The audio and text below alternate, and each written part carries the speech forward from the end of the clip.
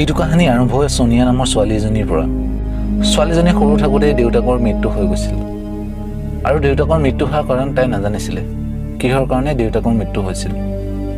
দেউতাকৰ মৃত্যু কেইদিনমানৰ পাছৰ পৰাই তাই নিজৰ দেউতাকক দেখা পাবলৈ ধৰিলে। তাই দেউতাকক চব জেগাতে দেখা পায়। তাই এইটো কথা মায়েকক ক'লে, কিন্তু মায়েকে তাইৰ কথাটো বিশ্বাস নকৰিলে।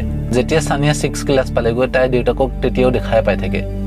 তাই নিজৰ বন্ধুটোক ক'লে, কিন্তু বন্ধুটোৱেও বিশ্বাস নকৰিলে। এদিন যেতিয়া সোনিয়াই শুই আছিলে তাই সপোনলৈ তাইৰ দেউতাক আহিছিলে আৰু দেউতাকে আহি ক'লে, মই যে মৰিলোঁ, মোৰ মৰা কাৰণটো হ'ল তোমাৰ মা। তোমাৰ মায়ে মোৰ লগত বহুত বেইমানি কৰিলে আৰু বেইমানি কৰি কিনে বেলেগৰ লগত ৰিলেশ্যন ৰাখিলে। তাৰপিছত মোক বদনাম কৰিলে আৰু মোক ইমানেই ভাগি পেলালে মই নিজে ছুইচাইড কৰিবলগীয়া হৈ গ'ল। এইবিলাক কথা শুনি সানিয়াই বহুত ভয় খাই গৈছিলে। কেইদিনমানৰ পিছতে দেউতাকৰ কিছুমান পৰিৱৰ্তন দেখা পালে। দেউতাকে আগত যেনেকুৱা দেখিছিলে এতিয়া তেনেকুৱা নেদেখে, অলপমান ভয়ানক দেখা পোৱা হৈ গ'ল। তাৰপাছত এদিন সানিয়াৰ দেউতাকে ক'লে, আজি এইটো দিন আহি গ'ল, আজি তোমাৰ মাক বদলা ল'ব লাগিব, কিয়নো তোমাৰ মাৰ কাৰণে মই মৰিব লগা হ'ল আৰু মই তোমাৰ মাক মাৰি পেলাম।